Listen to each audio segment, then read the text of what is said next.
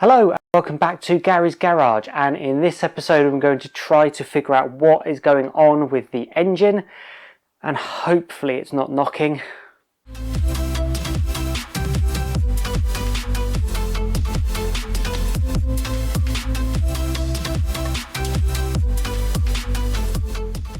So last episode we managed to get the car down to an MOT and it is now road legal. But on the way back home, I had a bit of smoke come into the car, and after stripping it down, I found that this coil pack connector has melted itself onto the coil pack, which is not great. Unfortunately, I've been waiting for longer than I'd have liked for some replacement connectors, but they are finally here now and in this bag.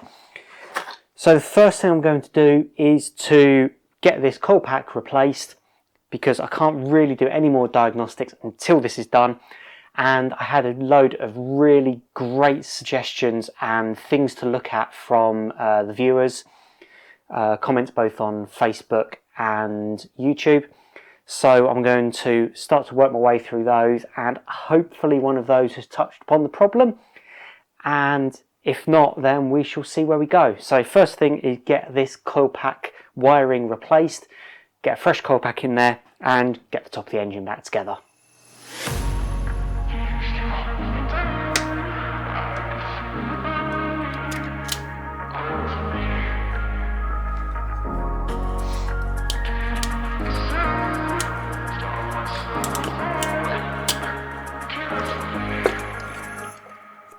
I've got some feelings that I've kept inside.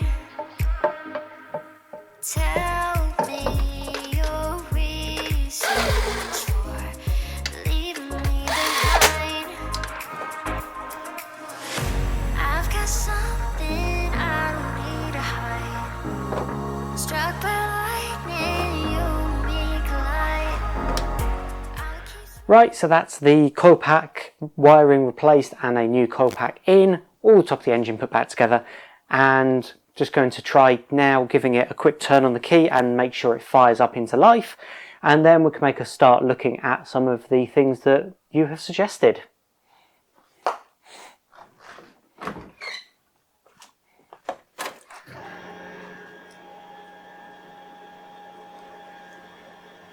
Right, we've got fuel pressure and all primed up.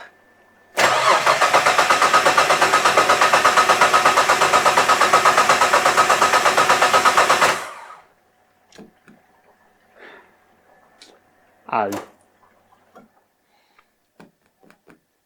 that's not good. So I'm going to check the simple things first, like fuses, and make sure that I've got 12 volts onto the coil packs. It's possible that maybe it's blown a fuse. So I'll get in, check all the fuses and check that power.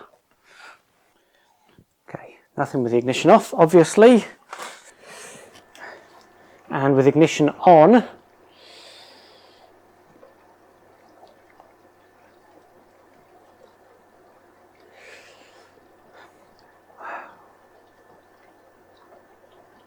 we have 12 volts. So the coils definitely have power.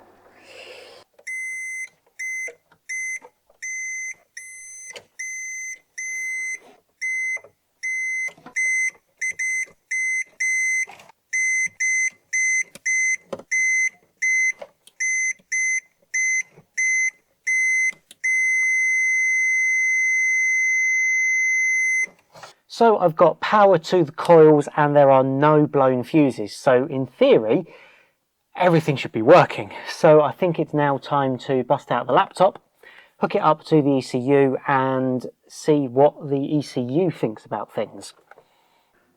So from first look, everything seems okay. I've got voltages that I'm expecting. I can see things like the throttle position. There's no fault codes reported. All the analog voltages seem to be working. The charge cooler pump's working. The engine coolant fan is working. The fuel pump was working. And obviously it's trying to do something, so the ECU itself isn't fried.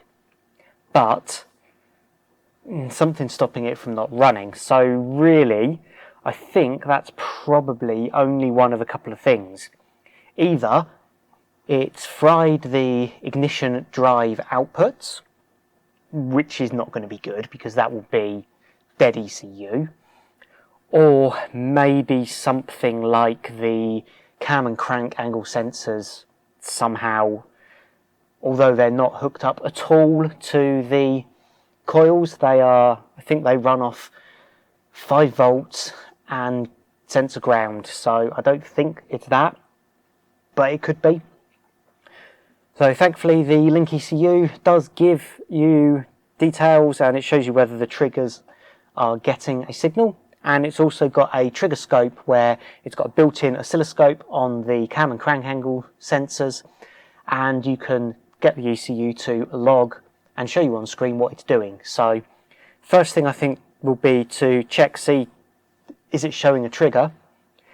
Do a trigger scope because that's an easy thing to do, and then after that, if that doesn't work, if that all seems okay and it's not that, then we'll look into whether the ignition drives are working properly. So we can get to that through the ECU controls and trigger scope. And a issue that I've seen that a few people do wrong when they're doing this on the Link ECUs is they click capture and then they start cranking.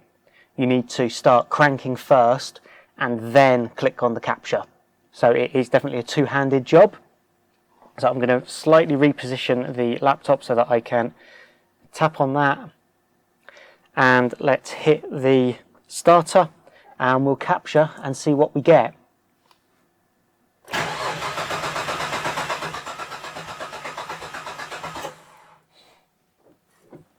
Okay, so that has popped up on screen and I don't know how well that will show.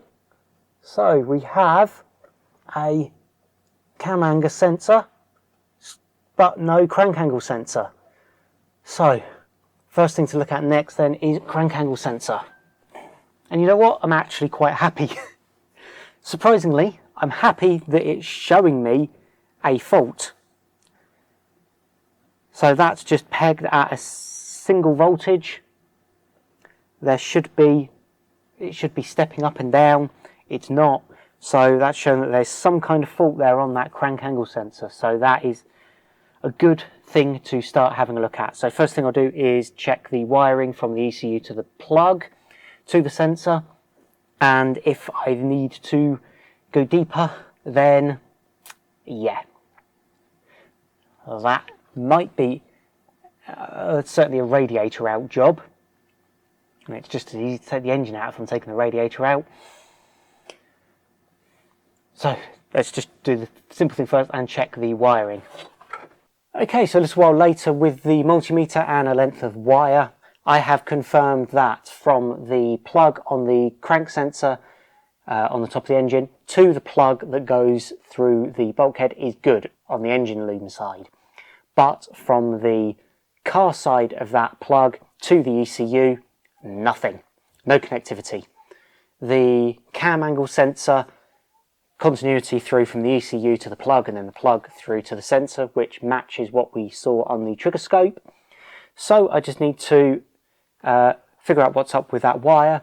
The easiest thing will probably be just to replace it with a brand new piece of wire from here to there, and hopefully then that will allow the engine to fire up and run, and then we can look at the issue of the knocking if it's still present. Right, new wire run in. Let's see what happens.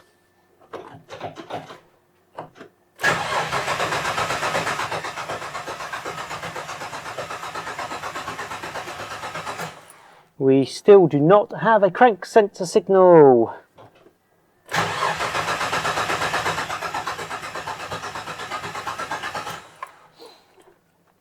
Still no trigger one.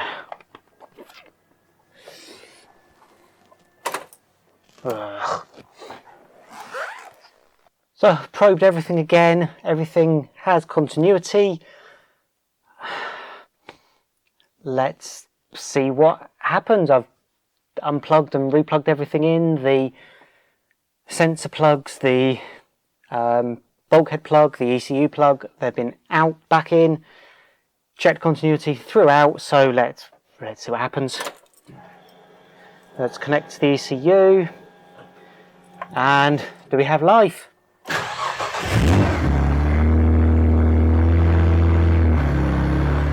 There we go.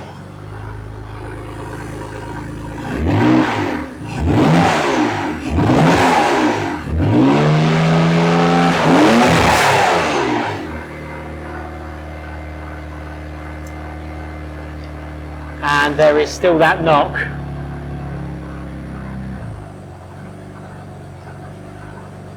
Still there.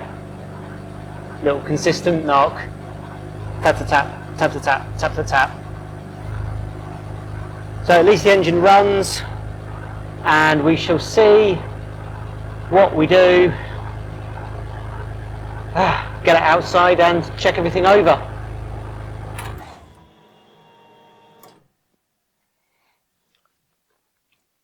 So it runs, there's still that knock there, it's still kind of a bit tap tap tap, tap tap tap, tap tap tap. I would expect it to be a bit more regular if it was a bottom end going, but I don't know, but it runs. So I can move on to doing the rest of the checks, and I'll be with you in a minute. Okay, so it's now the next day, and we can think about getting into the nitty gritty of trying to figure out what is wrong with the engine. And I've written down the suggestions that people have come up with. So first one is that, has the sump been dented, and has that maybe blocked the oil strainer pickup in the sump, meaning that it's not pulling enough oil through, not getting enough oil pressure, not lubricating everything properly. So that is a sump off job to double check that. Is the timing right? Has the timing advanced? Is it firing when it should? Now, I don't think I've modified anything in the ECU configuration with regards to the timing. However, I can compare the current with what I had on the ECU a year and a half ago and see whether that timing has changed, but I don't think it has. Other one is when I first put the injectors in, it was over-fueling a little bit. So has some of that fuel gone past the piston rings and into the oil, which has diluted it, made it maybe go above the level that it should be, and obviously fuel in the oil is going to be a solvent rather than a lubricant, so that may have started to strip some of the coating of the oil off of the rotating component. Again, that I can check the level and sort of give it a feel test and a smell. And one that I thought of last night as I was lying in bed wondering what was going on is I've rewired these coils. I wonder if I've messed up and if I've got the cylinder pairing correct, because it's still running in wasted spark configuration. So 2 cylinders are firing at a time, and they should be paired up, cylinders 1 and 4, 2 and 5, and 3 and 6. So if I've maybe got a couple of these ones the wrong way round, I think those ones are the same because I haven't touched that bit of wiring much, although I have, is to just check that I've got all of those right, because maybe if 2 of those cylinders are firing in the wrong point, one of them maybe could be firing on the compression stroke. So you've got the piston starting to come up to compress the gas, and if that's sparking when it shouldn't do, that could be trying to force the piston back down with the expanding gas. It's a simple thing to check, and it's pointless me doing the rest of it if it's a simple wiring issue. So that means I'm going to pull the inlet manifold off again and just double check that I've got all that wiring right. I've double checked with all the manuals as well, and with another VR4 owner today, so thank you very much, Jake, for confirming what the wire colours should be on the coils, and then I will double check and make sure that they are right. So let's get into that now. Well, the good news is that I didn't mess up the wiring. The bad news is it means that that's not the problem. So next thing will be oil, and thankfully I can get to the dipstick still nice and easily, which is at the moment pretty much where I left it, between the minimum and the maximum.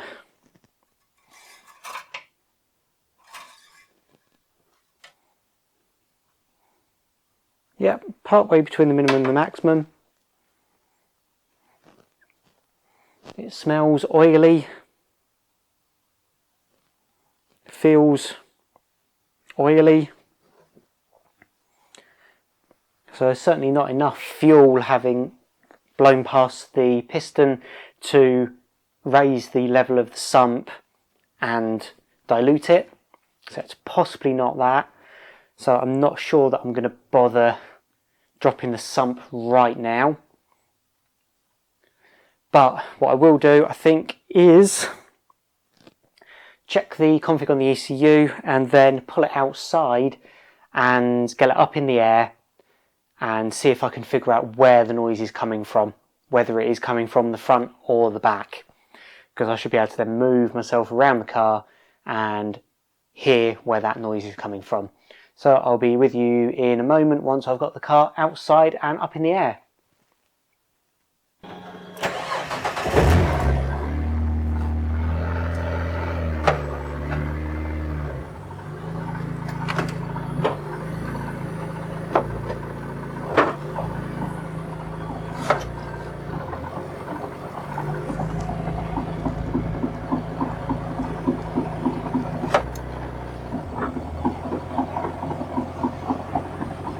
Ooh!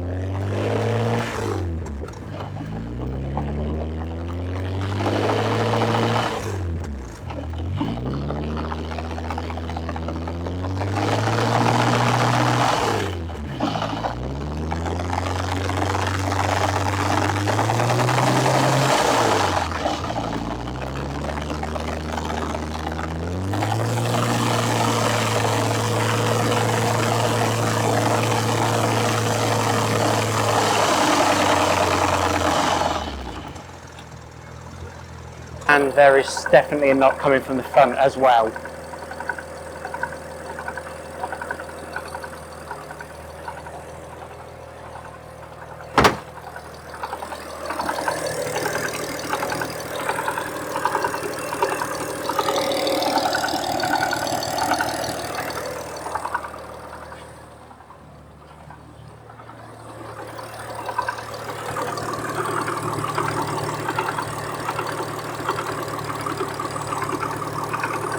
Let's go old school with a screwdriver and pull up to my ear and see what I can hear.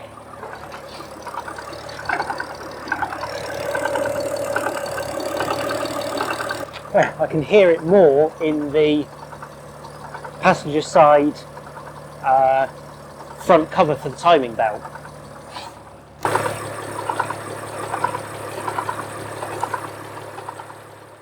Right, that was really worthwhile getting the car up on axle stand and running, because, as I don't know whether the video will show up, but the noise that I thought was coming from the engine, that I thought was knock, I don't think it is anymore.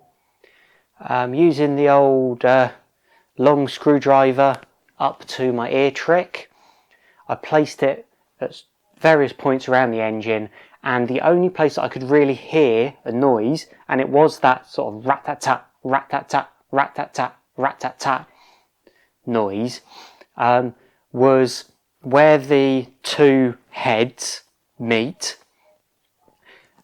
sort of on the front plastic cover, where the timing belt goes. The timing belt loops kind of round a pulley to go between the two heads, and I wonder if it's that pulley that, from where it was sat for so long, has maybe just got a little bit stiff, and it's just going over sort of a stiff part on the bearing, and that's what's causing the noise. But getting underneath, putting the screwdriver anywhere else on it, it didn't really make much noise. I would have expected a lot of noise sort of coming off the block. Again, couldn't really hear anything. As much as I could get onto that front cover, I got a bit lower on it and still no noise. So for the moment, I think the engine side hopefully is okay. But what it did highlight is that there's still something wrong with the back end.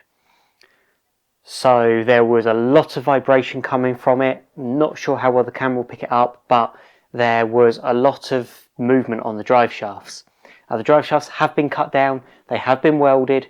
They've been welded twice now, because I snapped one at Santa Pod launching for a drag race a couple of years ago, and it was re-welded. And I think maybe those shafts just aren't particularly straight and true or well balanced, and I think that's what's causing that vibration.